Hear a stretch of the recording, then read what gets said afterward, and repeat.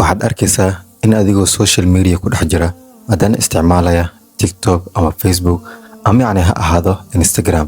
waxaad arkaysaa qof dumar ah ay ugu qoran tahay kuwan heblaayo ama yacni Diamond iyo Quraysh, laakiin magac ahaan yacni ay qurux badan tahay. weliba qofka dumarka ah ay jeceshahay in yacni loogu yeero ama yacni in loogu waco. laakiin markaad gudaha usii gasho yacni aad arkayso waxyaalaha content ee ku dhex jira yacni ay kaa yaawinayaan. waxaad arkaysaa qof dumar ah oo isruxaysa ama yacni waxaad arkaysaa qof dumar ah oo Ilaahay subxaanahu wa tacaala wax uusan raali ka ahayn yacni ay samaynayso.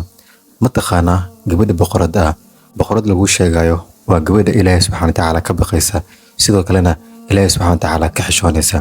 sidoo kale waxaan ogsoonahay Diamond in uu yahay midka dunida ugu qaalisan haddii la helo ama haddii yacni la gadanayo. sidoo kale waxaa ceeb ah in adigoo dumar ah markaad keligaa tahay dembi ayuu noocaa la imaado, laakiin markaad dag soo dhexgashana aad ka dhigto sida qof Ilaahay subxaanahu wa tacaala ka baqaya. Allah subxaanahu wa tacaala kuwaasoo kale wuxuu ku tilmaamayaa yastakhfuuna min annaas walaa yastakhfuuna min Allah. dadka ay ka baqayaan laakiin Allah subxaanahu wa tacaala kama cabsanayaan. walaalayaal, Ilaahay aan ka cabsano.